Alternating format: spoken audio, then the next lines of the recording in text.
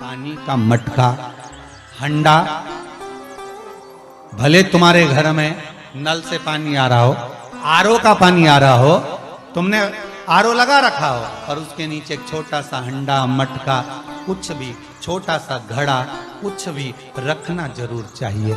रसोई घर में भले इतना बड़ा हंडा रखो, मटका रखो, घड़ा रखो, कलश रखो, पर रखना जरूर चाहिए। क्यों?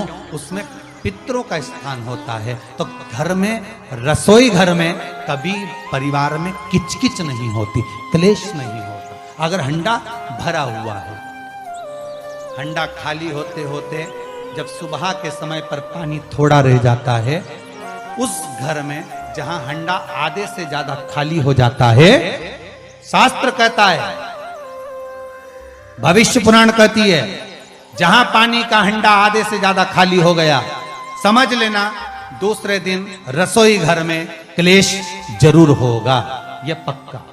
इसलिए हंडे की सीमितता देखी जाती है। मटके को, हंडे को, कलश को आधे से ज्यादा भरकर रखा होना चाहिए। भले आधे तक भरा रहे पर आधे से नीचे नहीं।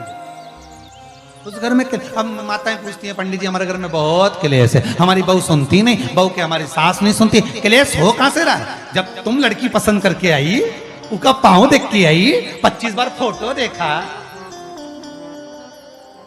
अपनी रकम तोड़वा तोड़वा के बहू को सोने की रकम चढ़वा दी, खुद ने अच्छी साड़ी नहीं पहनी, 10-10 हजार का सूट चढ़ा दिया, चुन्नी बेस, डब्बा दिया तैयार होने का, चप्पल दी नाप की, चूड़ी का नाप मंगवाया, इतना प्रेम, और घर पे आके जगदम्बा हो गई।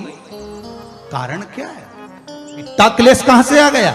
जब तुमने पसंद करी, तुमने देखी, लड़की वालों ने यहां देखा, लड़के वालों ने वहां देखा, जब एक दूसरे को देख के सब बात हुई है, संबंध हुआ, रात रात भर बात चली,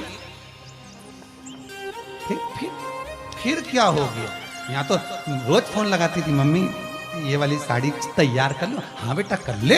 ऐसी बात सास और बहू में चले, चूड़ी का नाप भेज दीजिए, चोली का नाप भेज देना, और मैंने डब्बा तैयार कर लिया है, मैंने वीडियो कॉल में दिखाया, देख ले यही है, चप्पल भी लिए, ये भी लिया, चोटी भी ली, गजरा भी लिया, दुनिया का सामान लिया, शादी करी ने 2-3 लाख रुपए तो गार्डन में खर्च कर दिए, ने लोगों के खूब चटाया, 2-3 लाख रुपए खाने में खर्च कर दिए, गिफ्ट भी दिया मेहमानों को। जब इतना खर्च करा, इतनी जोरदार बातचीत थी, फिर आखिर 1-2 साल में ऐसा क्या हो जाए कि ये जगदम्बा ने ये कात्यायनी हो जाए? कारण क्या है? वो कारण तो ढूंढो।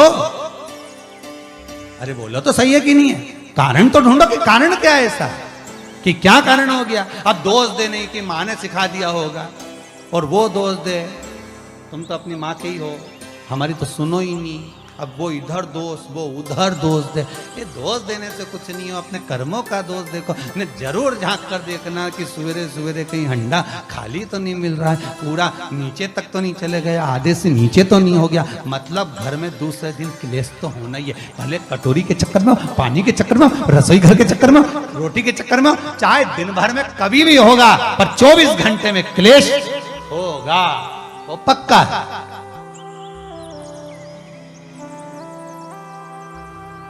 थोड़ा भरा, क्यों भरकर रखा जाता है मटका? क्यों भरकर रखते हैं हंडा? क्यों कहा जाता है कि जिस समय वास्तु पूजन होता है, पितरों के लिए पूजन करी जाती है, तो हंडा भरा जाता है, नया कोरा मटका, नया हंडा वास्तु पूजन में भरा जाता है। क्यों? और जब पंडित जी सिर पे मंगवाते हैं, नारी भर कर लाती है, गृह प्रवेश होता है, भरा हुआ मटका, खाली नहीं, भरा। और जब भरवाते तो इतना भरवाते कि उसका पानी उंडेलना चाहिए, वास्तु पूजन का नियम है। जिस समय मटके को भरकर लेके आते हैं घर के अंदर, कलश भरकर लेके आते हैं, वास्तु प्रवेश करते हैं, गृह प्रवेश करते हैं, तो मटका इतना भरा जाता है, उसका पानी बाहर ढुलना चाहिए। और जब लेकर आए तो झलकता हुआ पानी होना चाहिए। नारियल रखे, आम का पत्ता रखे तो पानी गिरता रहे। पर माताएं तो अपने फैशन में नहीं, डेंटिंग पेंटिंग कराए तो पानी गिर जाए तो वही नाराज हो जाए। बेचारा पंडित जी की हालत खराब कि तुमने इतना पानी क्यों भरा, कम नहीं भर सकता था हमारा पूरा। ये तो परंतु शास्त्र रीति क्या कर रही है, भविष्य पुराण क्या कर रही है, हमारी शास्त्र क्या कर रहे हैं कि पानी भरा हुआ जब चलता है, झलकता झलकता चले, घर में जब प्रवेश करे तो तो भगवान से यही प्रार्थना रहती है कि लक्ष्मी ऐसी झलकती रहे, इतनी कृपा कर दे। पर लोग, पंडित जी भी कह दिया अच्छे कपड़े पहनी बेचारी ने, पिन मिन लगाई हो, बढ़िया जोरदार पल्लू मल्लू लिए, तो अब डब्बा मब्बा भर के तैयार करके टेंटिंग पेंटिंग कर, अब जब पानी गिरे तो कहीं तो बेचार पंडित जी भी के थोड़ा खाली करो पंडित जी खाली करो, और खाली करा, इतना भर दिया। अब वो मैंने आम का पत्ता नारियल सब धर दिया, अब ना वो झलके ना कुछ झलके, क्योंकि इसका अहंकार इतना झलके तो कलश की खाक झलके।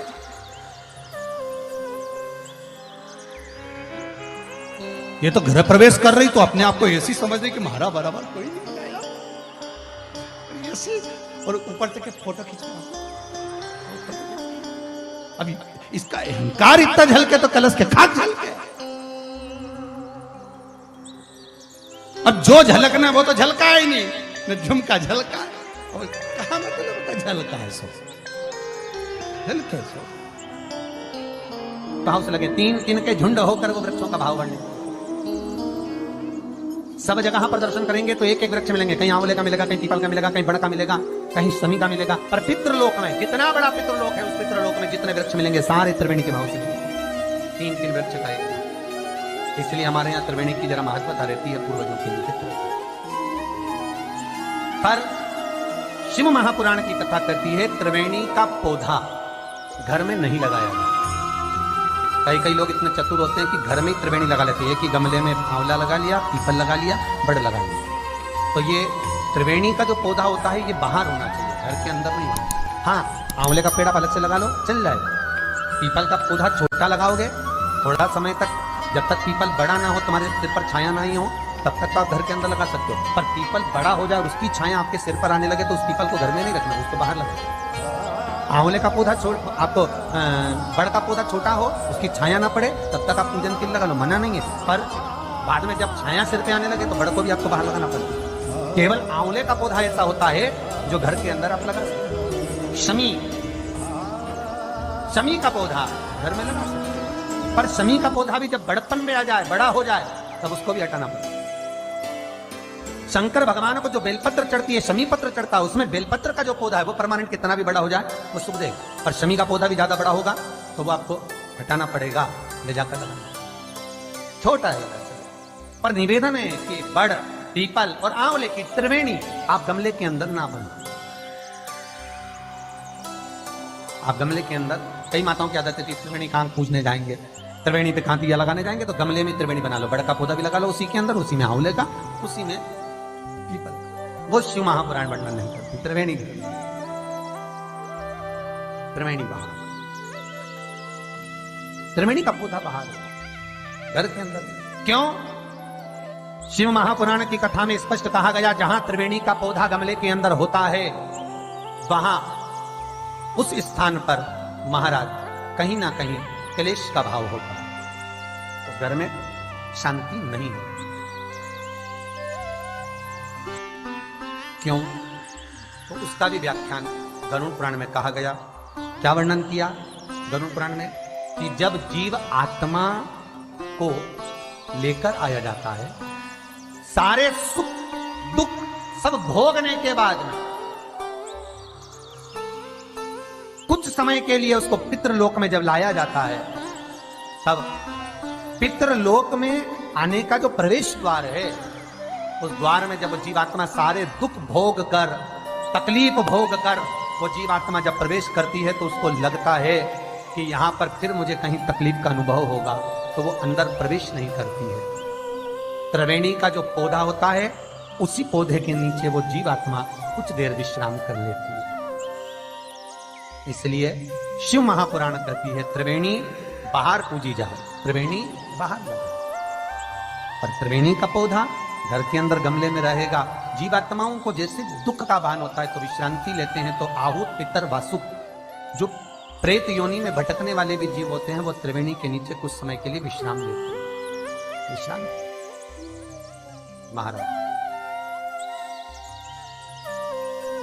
विश्राम। तो शिव महापुराण में और गणेश पुराण के अंदर एक बहुत सुंदर प्रसंग। गणेश पुराण में जैसे दुर्गा का प्रसंग कहा गया है, कल उस प्रसंग को थोड़ा वर्णन करेंगे गणेश पुराण के, कि कौन सी दुर्गा किस चीज के लिए लाभदायक है। तो गणेश पुराण में शमी के जो पत्ते का वर्णन करा गया, तो उसमें स्पष्ट कहा गणेश पुराण में कि यदि एक लोटा पानी, एक कलश जल, उसमें चंदन घोलकर, अक्षत के 5 दाने और पीपल के 2 पत्ते उसमें डालकर शमी के पेड़ के ऊपर उस जल को समर्पित कर कर आप अपनी कामना बोलकर जिस कार्य के लिए जाते हैं वो कार्य मात्र 3 दिन में सफल हो जाता है। मात्र 3 दिन लगे। गणेशपुरा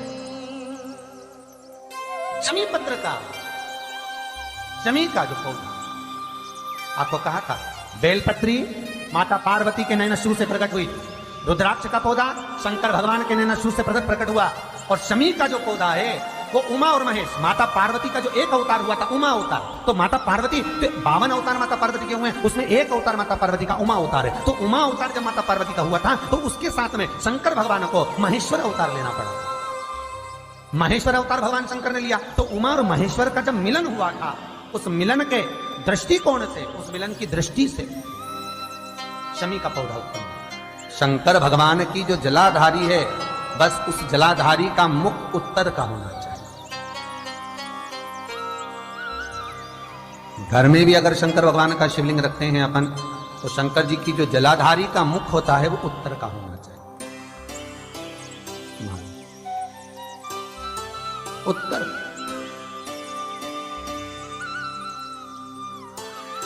भगवान को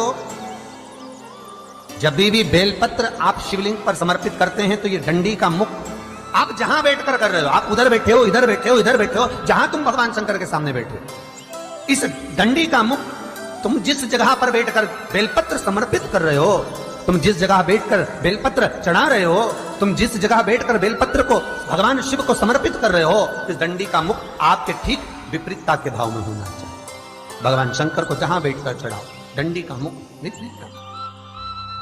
महाराज जब शमी पत्र भगवान शंकर को समर्पित करो तो शमी पत्र की डंडी का भाग आपकी ओर होना चाहिए, बेलपत्र की डंडी विपरीता भाव, और शमी पत्र की डंडी का भाव, शमी पत्र की जो डंडी होती है उसका भाग अपनी ओर होना चाहिए। ये बटकेश्वर महादेव कोई साधारण नहीं है हमारा।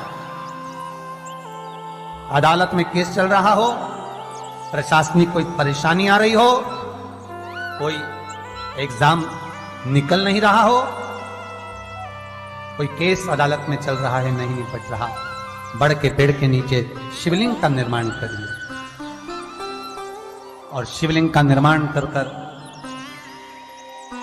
पूजन कर कर घी का घृत का दिया लगाकर दही चढ़ा, उस दही को वापिस हाथ से चम्मच में निकाल लीजिए।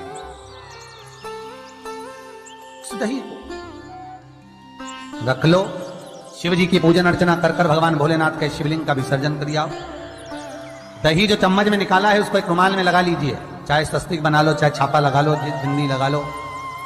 उस रुमाल को जिस एग्जाम में बैठ रहे हो उसमें जेब में रखकर ले जाइए, अदालत जा रहे हो तो उसको अपनी जेब में रखकर लेकर जाइए। महाराज बटकेश्वर महादेव का पूजन, बटकेश्वर महादेव का स्मरण, बटकेश्वर महादेव की आराधना, बटकेश्वर महादेव